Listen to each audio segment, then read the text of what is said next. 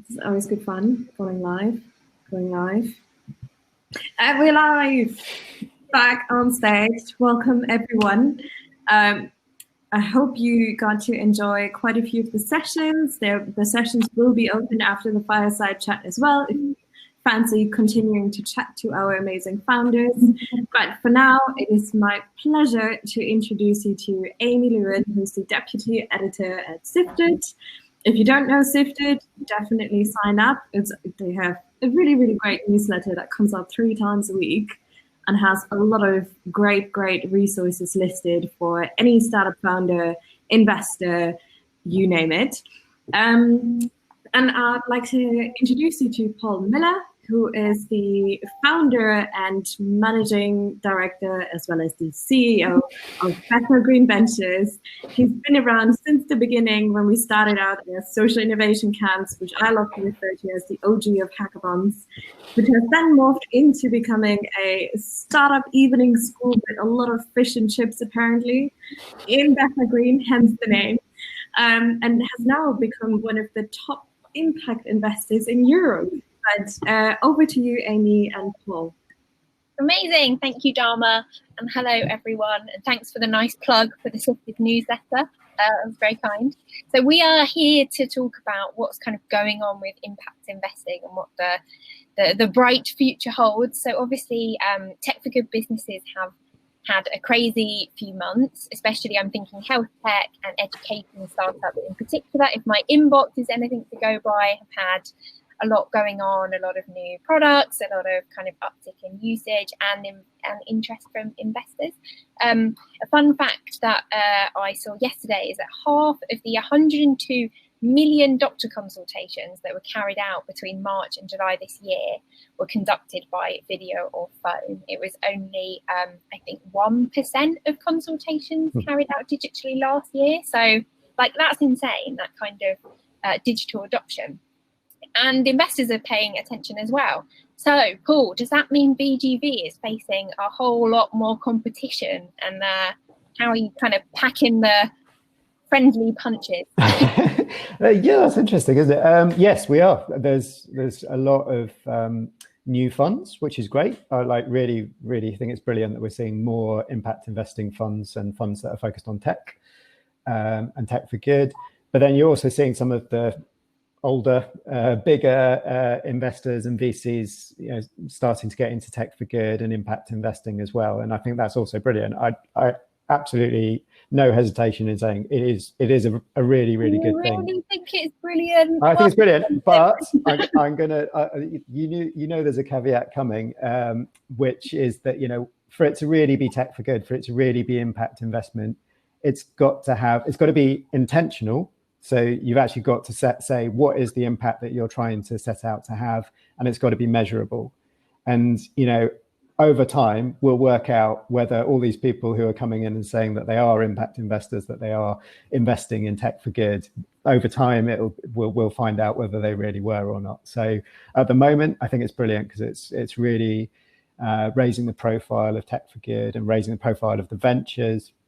And it's brilliant from the point of view of ventures because there are more options for them to talk to in terms of potential investors as well. So at the moment, I think it's brilliant. But yeah, there is that little caveat. We've got to watch out for the impact washing where people are saying they're doing it, but in the end, they're not really doing it.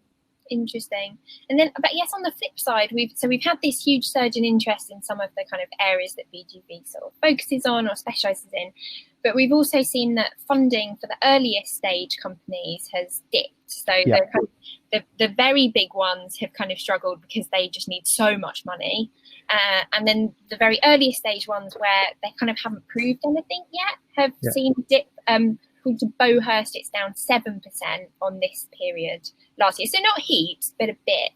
What kind of impact do you think early stage companies might see if we do have, as is likely, a bit of an economic downturn? Yeah, I think so. The dip we've seen is probably in the angel space. So individual investors, perhaps a little bit less sort of keen to lead rounds or to maybe saying, oh, okay, I'll invest 30 rather than 50 or whatever it might be. So I think there is some truth to the figures in our experience. How that will play out, I'm not sure, and whether it will also be offset by the funds that are being set up. So you have to remember that there's a growth in institutional capital going into impact investing. So everything from pension funds through to trusts and foundations putting their money into impact investing. And that's actually forcing those funds to go a bit earlier because they've got to get in. So I think we're in a bit of an in-betweeny stage where the angels maybe not quite as active as they were, but it hasn't completely gone, definitely. And the funds that are being created are starting to come in at early stages as well. So seed, maybe even a little bit earlier. But that amount of capital that's coming down from the big investors is quite a lot. Do you think we'll also see a kind of wave of people who hadn't maybe previously considered angel investing get into it? Are you starting to get a sense of that? I imagine people have maybe had a kind of personal awakening during this time and think, you know what, if I can put, I don't know, 10K, 50K, if, they've got that luxury into an amazing ed tech business that would have really saved me some headache dealing with my children for the past few months. Is there anything like that going on? Yeah, I think there is. Certainly we've seen a lot of people, there's two different ways that people are coming to Tech for Good investing. I think we're seeing people who are very experienced angel investors thinking, hang on, what did my money do? Okay, sure, I lost a lot of it because you do. That's what happens with angel investing. But the ones that I did, what impact did that have on the world? And they're questioning it from that point of view. They're also getting people who were philanthropists who are sort of saying, hang on, I gave my money to this social cause, but in the end, that model wasn't sustainable. It wasn't something that could carry on. So they're coming to sort of Tech for Good investing from the point of view, how can I use my money to have a sustainable impact and then also recycle the returns into the next generation as well. So I think from two different angles, we're seeing more people interested in Tech for Good angel investing. Interestingly, also, I hope, I'm not sure that this is true yet, but we'll see more women investing because actually, in the UK, certainly up until fairly recently, it was very much dominated by male angel investors. But actually, I think we're starting to see a rise of female angel investors. And I think that would be a very good thing. What do you think it takes to get more women or more, to be honest, people from not the usual angel backgrounds into it? It's always been a bit of a mysterious art, and actually I think having more people just talk about their experience, I think that is great. I actually think Atomico's program and all those kinds of things, those sort of education, but also bringing it out into the open. I think those kind of things are brilliant, and also having some younger angel investors. Again, it used to be a thing that was the preserve of sort of 55 upwards, and actually we're now getting entrepreneurs who've potentially had an exit who are becoming angel investors. So that kind of loop, that's brilliant. And once it's demystified, I think you start to see more people getting interested in it. Yeah. And do you think, are you getting any sense that there's also a wave of kind of people turning to entrepreneurship as a result of the experience they've had this year? Yeah, so we had I think the team mentioned it, we had the highest number of applications ever for the cohort that we're starting with tomorrow. So the number of founders who are interested in Tech for Good is going up as well. And I think, actually, when you look back, 2008, the period after 2008 was actually a very good period for startups to be founded. There was some amazing startups came out of that. I think the difference this time is that people care about purpose and mission in a way that perhaps they didn't quite so much last time. So I certainly think that we're going to see more people wanting to be founders, and when they set up a company, they'll care about what it does and what its mission is, and they'll want it to be something that they care about. And what are you seeing? I know kind of BGV applications go through waves, and there's always kind of flavor of the cohort. What kind of problems are people most interested in solving at the moment? So we've seen a rise in climate related startups definitely over the last year. I don't know whether that is the Greta effect or the Attenborough effect, it's always been there. We've always had, people with really, really interesting startups around climate and carbon. But there's definitely been a rise in the quality and the quantity of startups around environmental issues. But then we're also seeing more around, I think, it's interesting. It's like, we were talking about this recently, actually, 5 or 6 years ago, people thought it was a bit odd that we were investing in sort of mental health startups. There's a market around mental health. And now when you look at that and you've got Headspace and Calm and all this sorts of things, everybody just assumes that realizes that that's a really strong market. And I think there's a bit of that going on as well around sort of a broader group of customers. So low income workers or low income consumers. I think people are starting to understand that you can have a really big market, even if the customers, the beneficiaries of the products are lower income. I think you're starting to see that around environmental stuff as well, that actually people are saying, oh yeah, actually there's a big market around, saving carbon. So I think there's a shift in attitudes of people as to what constitutes a big market. And that's really interesting. Is there a challenge with, I guess this is the way a lot of people come up with business ideas, but kind of having perhaps been through a difficult time with your own mental health during lockdown and then thinking, I really needed this app, I'm going to, build it for me. Are there kind of people who perhaps don't have the relevant experience or skills kind of more likely to give it a shot as a result of situations like this? Or is that actually no different from normal time? We've always favoured investing in founders who've got either direct or indirect experience of the problem they're trying to solve. So people who've either faced that issue themselves, or they've worked in an organization that like has helped them understand that problem. I think the difference actually over the last 6 months is people have faced a lot more problems. Whether it's mental health, whether it's trying to keep their own physical health, whether it's financial issues or whatever it might be, and also air pollution. Just the things like the fact that everybody noticed that the air quality in London got better straight away, and that's actually people are like, whoa, hang on, something's changed here. Can I do something about that? So I think COVID has made us focus more on the problems that might be solvable, and hopefully that'll see a wave of innovation as people have spent some time trying to understand problems and then thought about, okay, well, how can I solve that? What do you think makes the difference, though, between someone who has experienced something personally themselves and has an idea for like an app or a service that would have helped them, and the kind of person who can actually then turn that into a business that can grow and can benefit a broad range of people, the things that BGV is looking for?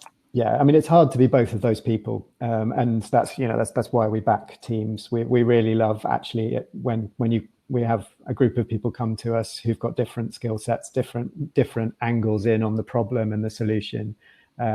So yeah, I think you're absolutely right. There are different ways that you can come to start a startup, but the best one for us is to have a little team of people who bring different things, and that's often what we're looking for when we're selecting ventures to invest in.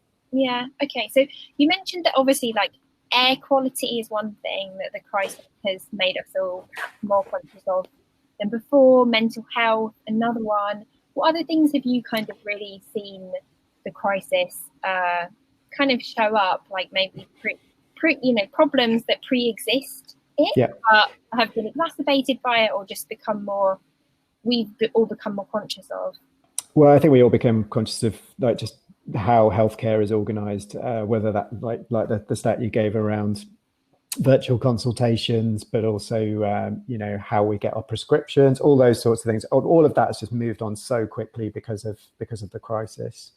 I think it's maybe not an individual problem area, but something that flows through everything that we're looking at. But I think people have just become so aware of inequality.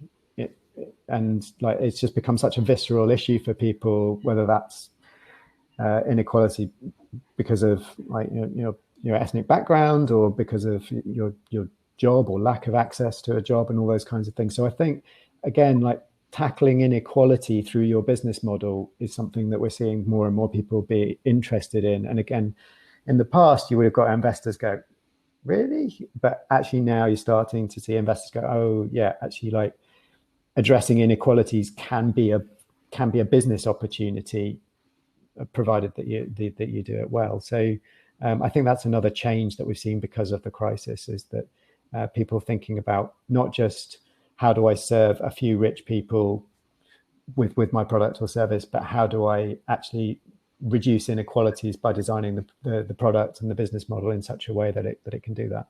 What do you think are some good examples of businesses that have kind of tackled that? Because even, I mean, I gave the example, didn't I, of kind of health tech and education, really obvious ones, but we've also, you know, heard all these headlines that, you know, ed tech is great. It's not so great if you're, you know, there's no laptop at home, you know, and you're not in school. So, you know, just give us a few examples of companies that you think are thinking in that way, like, wait, this is only really a good solution if it's a solution for 90+% of the population.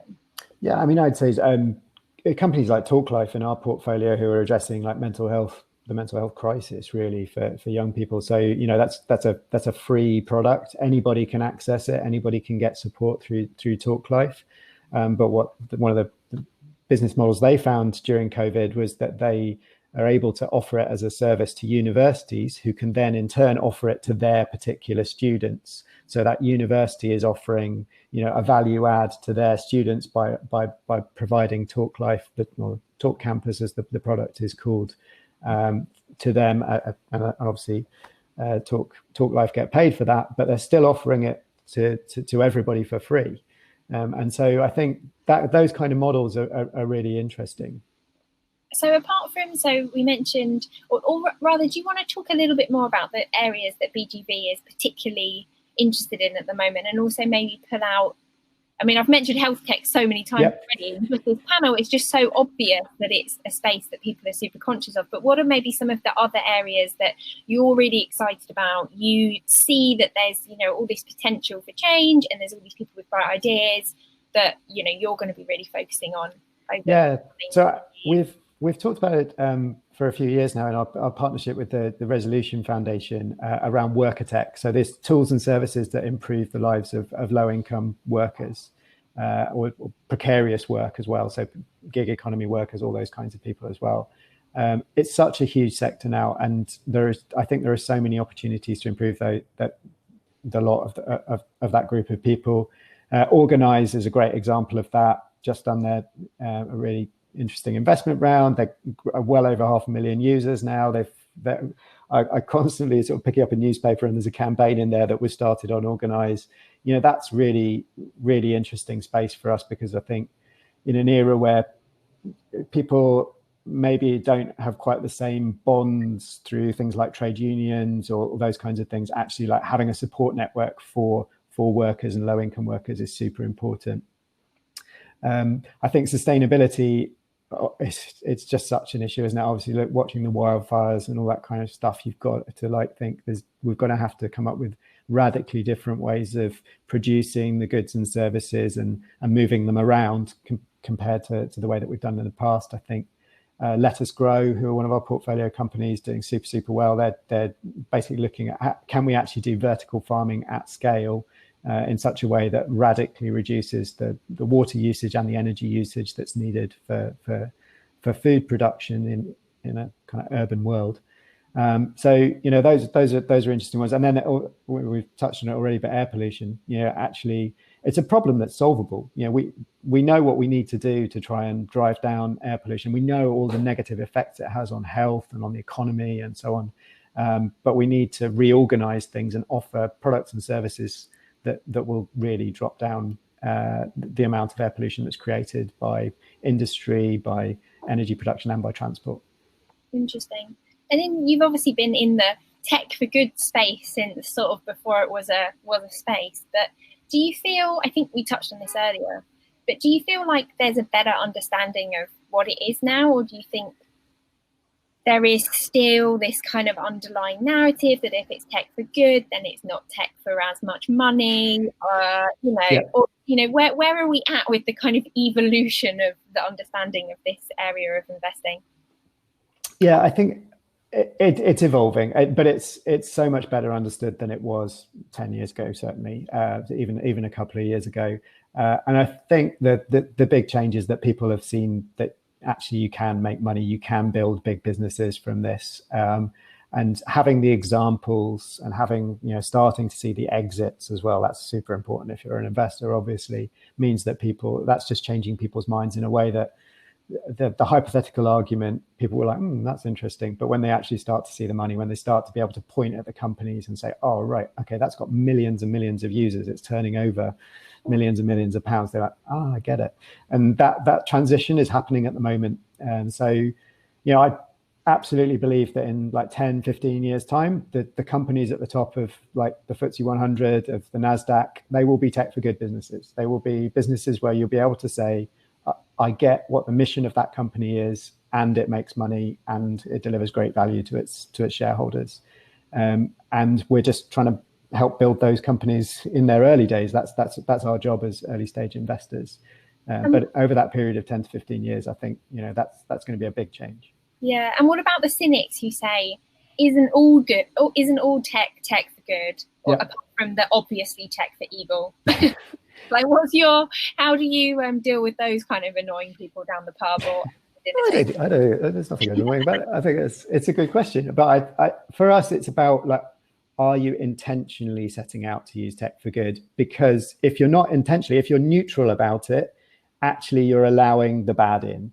That's basically what it comes down to. You can't, if you say that your platform is neutral, that means that bad people can use it for bad things. And what we're trying to do is create businesses where, like, it's intended that effectively it creates good and it creates a positive impact, and that impact is measurable. The negatives should be measurable as well, by the way, but actually, I think that's it's the measuring the positives that will really drive the great returns, but also like show that tech for good is different from just tech. And what do you need from the investors that come after you to help get those businesses staying on the right track and hitting that FTSE 500, FTSE 100 in the future? Well, I think it's starting to happen anyway, but they're starting to understand that these are new markets, which is something that tech has always done, but they're starting to, like, I think, recognize that stuff that they might not have thought of as being a big market actually might be when they think about it more.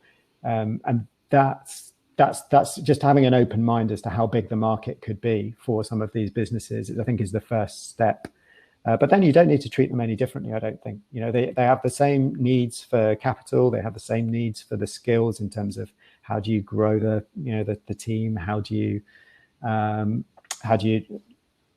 build the culture, and all those kinds of things are all still the same. And so I don't think investors need to completely change their skill set, but they do need to be open to the fact that impact could be a big market. And they also need to be open to the idea that it's going to be important to measure the impact of these companies, because otherwise it's just impact washing, it's just greenwashing. You've got to be able to demonstrate what the impact was, if it's truly to be an impact investment, which is what I think their LPs, their investors really want. Do you think there should be anything other than impact investing? No, I think all investing should be impact investing. And actually, I mean, just to give a bit of a plug, but we did an interview with Sir Ronnie Cohen last week about his new book, which is just called Impact, which is really good. It's just hit the Sunday Times bestseller list. But in that he says that what we're going through is, we started off with all investing being about returns. Then we looked at, okay, what's the risk and the return? And in the future, and starting now, we're going to say, what's the risk, the return, and the impact? And that will be a mandatory, that's how things will be in the future. And just going through the book, reading the book, there's a real logic to it. There's a really strong argument there for everybody, I think, not just for the impact, but for the investors as well to work like that. So I think within the next decade, it will be very standard to report on the risk, the return, and the impact. Amazing. We have run out of time, but I think that's a nice way to end. You've got some reading suggestions, the Sifted newsletter, and also Sir Ronnie's book. And I will leave you, I'll pass back over to Dharma to tell you what exciting things you have coming up next. Thanks, Paul. Thanks, Amy. Both of you, this was really, really awesome. I will kick you off stage now, so thanks for joining us today. And do check out all the different resources that were mentioned as well, and feel free to pop them into the chat as well. Great. Thank you so much, Amy and Paul. I hope that has left all of you with a lot of hope and sparked more conversations about tech for good, entrepreneurship, and impact investing, and the future of tech for good. So I would like to take a moment to say again a massive congratulations to all of the founders again for excellent pitches, and again a huge thank you to portfolio founders, our investors, and our LPs who believe in our work, and a special thanks to all of the mentors and everyone who were involved in the program for their support. Yeah, and we also like to say thanks again for joining us here on stage on this really virtual fun hop-in stage. We've seen that more than 170 people have joined to tune in to the pitches, and really also ask quite a lot of questions to our founders as well. There might have been a few people who were super shy to join the sessions, but we'll ensure that everyone who signed up to the event and who joined us today will also receive a copy of the decks, as well as a link to the amazing pitches that we've recorded previously as well. For now, we'd like to say a massive congratulations to the Spring 2020 cohort. We'll be starting the next cohort tomorrow, which is exciting and scary, but trust that you'll be part of the BGV portfolio for life. And we're super excited about where you're going to be in 6 months' time, or in 8 years, or in 10, 12 years, when you hopefully bring in the wonderful, wonderful exits for all your investors. But for now, we're going to leave the event open for a bit longer, so you'll still be able to check out the different exhibition booths, and also tune into the pitches if you weren't able to join us earlier and listen to them live. But for now, we say thank you, and we hope you really enjoyed the pitches. Thanks again, everyone. Bye.